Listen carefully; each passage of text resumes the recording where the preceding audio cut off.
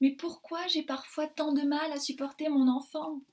Il se roule par terre, il se plaint souvent, il pleurniche.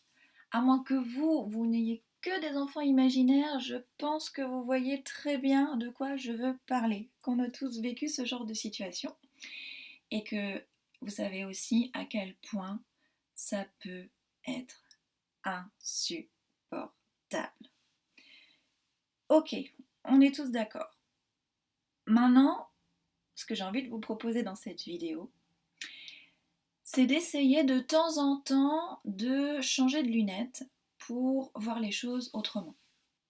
Ce que je vous propose, c'est de poser nos lunettes de parents blasés pendant quelques secondes et de mettre des lunettes de parents enquêteurs. Parce qu'en fait, le premier truc qui fait qu'on ait autant de mal à supporter le comportement de nos enfants, c'est en partie parce qu'on ne comprend pas bien ce qui se passe en eux. On ne comprend pas bien ce qui se passe chez notre enfant. Ce qui fait que souvent, on focalise sur le comportement qui nous dérange et du coup, on essaye de modifier ça par différentes stratégies. On sévit, on cajole, on interdit, on explique pendant des heures. Bref, on essaye tout ce qu'on peut, toutes les stratégies qu'on a dans notre besace. Alors que si on change de lunettes et qu'on prend conscience que les cris, les pleurs, ce qu'on appelle généralement les bêtises, bref, tous les comportements inappropriés, tous les comportements dérangeants de notre enfant, eh ben, ils sont juste le signal qu'un de leurs besoins n'est pas satisfait. Donc déjà, si on prend conscience de ça, ça change complètement notre façon d'enquêter. Ben oui, quand un besoin de notre enfant n'est pas satisfait, lui, il ressent en lui des tensions. Et ces tensions-là, eh ben, elles s'expriment comme elles peuvent et elles s'expriment parfois de manière très bruyante et aussi de manière chaotique. Et alors, en sachant ça, eh ben, on peut se transformer en enquêteur. Et premièrement, dans notre enquête, on va commencer par se demander comment se sent mon enfant. Et du coup, on va faire confiance à ses ressentis. Et ces ressentis vont nous donner des indices sur ce qui lui manque ou sur ce qu'il a en excès. Et du coup, la deuxième question, la deuxième enquête, c'est on va se demander mais quels sont ses besoins?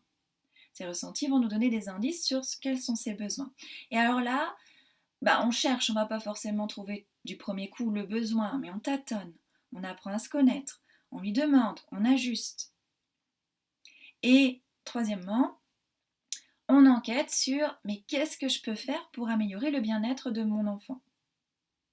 S'il est bébé, il s'agit de toute façon de répondre le plus vite à ses besoins pour lui montrer que ses besoins sont importants et puis parce qu'il ne peut pas y répondre lui tout seul.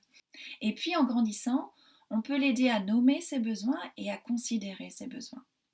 De toute façon, notre rôle de parent, c'est de répondre aux besoins de nos enfants et de les aider à y répondre petit à petit par eux-mêmes jusqu'à ce qu'ils soient complètement autonomes. Et une façon génialissime de les soutenir là-dedans, c'est de montrer l'exemple.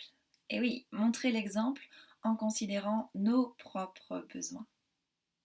Et ça, malheureusement, je remarque que beaucoup de parents que j'accompagne ont de grandes difficultés à respecter leurs propres besoins.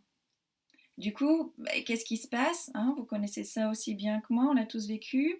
On accumule frustration, fatigue, et nous aussi, adultes, on ressent des tensions quand un besoin n'est pas satisfait.